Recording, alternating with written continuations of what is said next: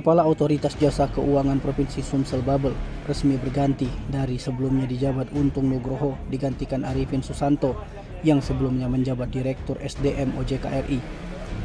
Penyerahan berkas pengukuhan Arifin Susanto sebagai Kepala OJK Sumsel Babel diberikan langsung oleh Wakil Ketua Dewan Komisaris OJK RI Mirza Aditya Asyawara.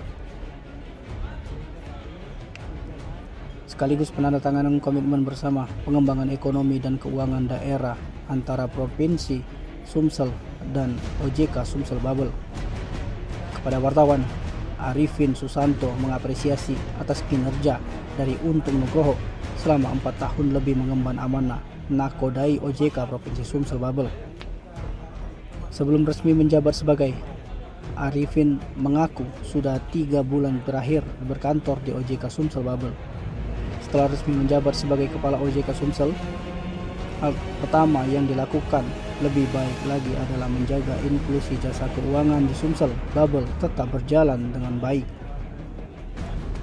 Selain itu, yang menjadi PR dari OJK Sumsel adalah menekan angka penggunaan pinjaman online, terkhusus ilegal yang besar kemungkinannya juga mempergunakan untuk transaksi keuangan yang legal. Dia menyebut sejauh ini OJK telah memblokir 4.921 rekening yang terindikasi sebagai penampungan hasil dari transaksi ilegal seperti judi online dan investasi ilegal ataupun bodong.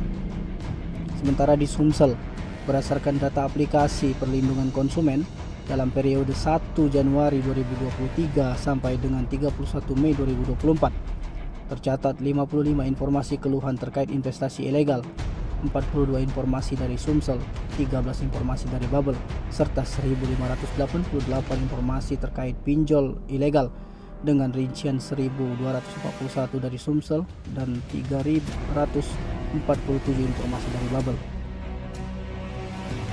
Mungkin sudah Bapak sekarang kan juga mengharapkan keharmonisan itu ya Pak, siap. Siap ya, kita kolaborasi yang jelas yang tugas kita di Sumsel ini kan untuk mengatur, mengawasi termasuk melindungi kepentingan konsumen. Kita kolaborasi bersama-sama biar masyarakat di Sumsel ini teredukasi dengan baik, terhindar dari pinjaman online yang ilegal, terhindar dari judi online, terhindar dari investasi yang ilegal. Biar kita kolaborasi biar masyarakat di Sumsel ini teredukasi yang baik.